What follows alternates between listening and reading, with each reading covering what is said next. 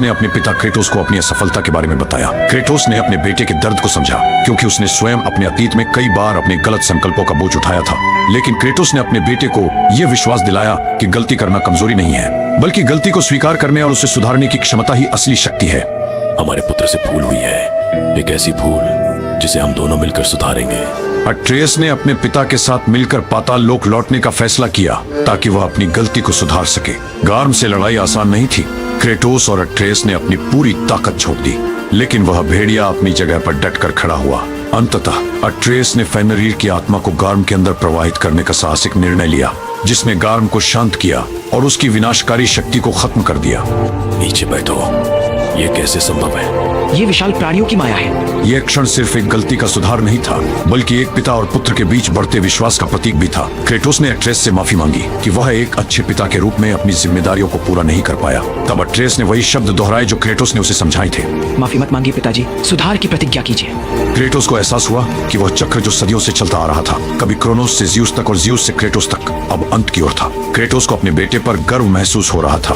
घर लौटने पर अट्रेस सभी को एसगार्ड में ओडिन के मुखौटे से जुड़े पूरे षड्यंत्र के बारे में बताता है।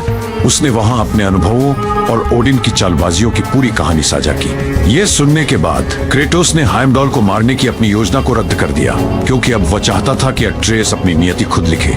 फ्रेया क्रेटोस के निर्णय से निराश होकर अपने भाई फ्रेयर के पास वेनाहाइम लौट गई, ताकि वह उसकी सहायता कर सके। सभी लोगों में प्रवेश कर गार्म की बर्बादी को पूरी तरह से सुधारने के बाद क्रेटोस और अट्रेस ने भी फ्रेया से मिलने वेनाहाइम जाने का फैसला किया। वहां उनकी मुलाकात उस सुअर से हुई जिसे अट्रेस ने 3 साल पहले अपने तीर से घायल कर दिया था। वह वास्तव में हिल्डेस्विनी नामक एक आकार परिवर्तक था। उसने उन्हें बताया कि एसगार्ड वासियों ने वेनाहाइम पर हमला करके न केवल चंद्रमा के चक्र को रोक दिया, बल्कि फ्रेयर को भी बंदी बना लिया। उसने सुझाव दिया कि अट्रेस विशाल आकाशीय भेड़ियों की मदद से चंद्रमा का चक्र फिर से शुरू कर सकता है। अट्रेस ने अपने पिता क्रेटोस की सलाह से भेड़ियों को चंद्रमा और सूरज का अनुसरण करने का आदेश दिया। यह वही घटना थी जिसे 3 साल पहले भविष्यवाणी के रूप में देखा गया था। इस घटना ने रैग्नारॉक के आरंभ का संकेत दिया। क्रेटोस ने अपने बेटे को सिखाया, भाग्य की बेड़ियां तुम्हें तभी बांधेंगी अगर तुम स्वयं उनमें बंधना चाहोगे। तुम ये कर रहे हो क्योंकि ये आवश्यक है, न कि पूर्व निर्धारित। इस सीख के साथ अट्रेस ने अपने तीर से यह सुनिश्चित किया कि चंद्रमा का चक्र फिर से आरंभ हो। चंद्रमा के चक्र को स्थिर करने के बाद वे फ्रेया के पास लौटे। फ्रेयर को बचाने के लिए अट्रेस ने हिल्डेस्विनी के साथ जाने का फैसला किया और क्रेटोस ने फ्रेया के साथ जाने का निर्णय लिया। फ्रेयर को ढूंढते हुए उनका सामना हाइमडॉल से हुआ, जो क्रेटोस के हर कदम को पहले ही भांप सकता था। उसने उन पर हमला किया। यह देखकर क्रेटोस ने फ्रेया को अपने भाई की तलाश में आगे बढ़ने के लिए प्रोत्साहित किया और हाइमडॉल का सामना अकेले किया। मैं जानती हूँ कि तुम हाइमडॉल को नहीं मारना चाहते थे, लेकिन अब हम नियति को ठुकरा नहीं सकते। फिर मिलेंगे।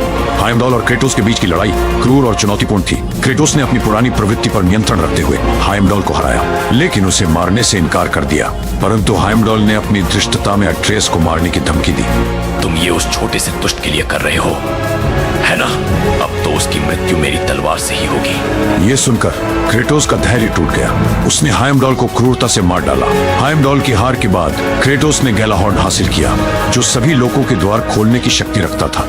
इसके पश्चात क्रेटोस ने गहरे जख्मी फ्रेयर को अपनी पीठ पर उठाया और अपनी पूरी ताकत से दुश्मनों से रक्षा की।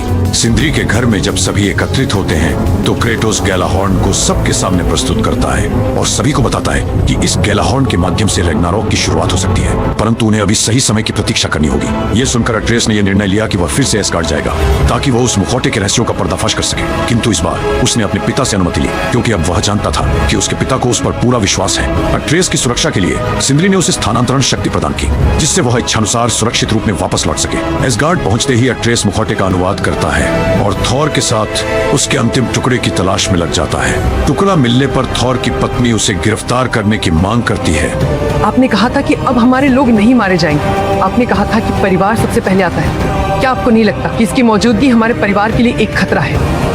इसने आपकी पोती को संकट में डाला और आपके पुत्र को अपमानित किया। हाइमडॉल को लोकी ने नहीं बल्कि उसके पिता ने मारा था और